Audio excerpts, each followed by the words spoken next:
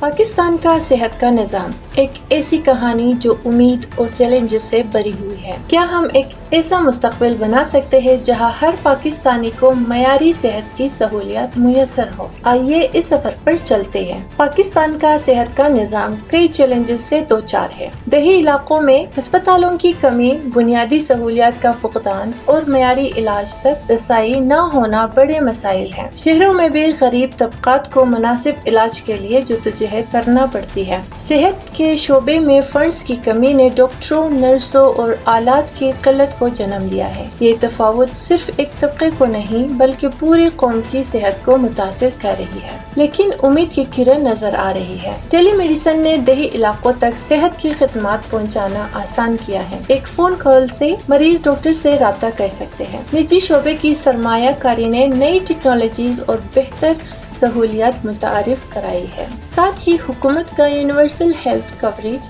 Programme ہر شہری تک صحت کی سہولیات پہنچانے کی کوشش کر رہا ہے۔ ٹیکنالوجی صحت کے شعبے کو بدل رہی ہے۔ آرٹیفیشل انٹیلیجنس بیماریوں کی تشخیص اور علاج کے منصوبوں کو بہتر بنا رہی ہے۔ بگ ڈیٹا انالیٹکس بیماریوں کی روک تھام اور ابتدائی تشخیص میں مدد دے رہا ہے۔ موبائل ہیلتھ ایپس مریضوں کو اپنی صحت کا خود انتظام کرنے کی طاقت دے رہی ہے، خاص طور پر دور دراز علاقوں میں۔ حکومت صحت کے شعبے کو مضبوط کرنے کے لیے کوشش کر رہی ہے۔ دیہی علاقوں میں ڈاکٹر کی کمی کو پورا کرنے کے لیے تربیتی پروگرام شروع کیے گئے ہیں۔ سرکاری پالیسیاں صحت کی مساوات اور معیار کو فروغ دینے میں اہم کردار ادا کر رہی ہے، لیکن اس کے لیے مسلسل عزم کی ضرورت ہے۔ پاکستان کا صحت کا نظام ایک اجتماعی کوشش مانگتا ہے۔ حکومت، نجی شعبہ، ڈاکٹرز اور عوام سب کو مل کر کام کرنا ہوگا۔ آئیے صحت کے نظام کی بہتری کے لیے آواز اٹھائے، اپنے خیالات شیئر کرے اور تبدیلی کا حصہ بنے۔ پاکستان ایک مضبوط اور قابل رسائی صحت کے نظام کی طرف بڑھ رہا ہے۔ آئے مل کر ایک صحت مند مستقبل بنائیں۔ اگر آپ کو ہماری ویڈیوز پسند آئی ہو تو براہ کرم چینل کو سبسکرائب کریں،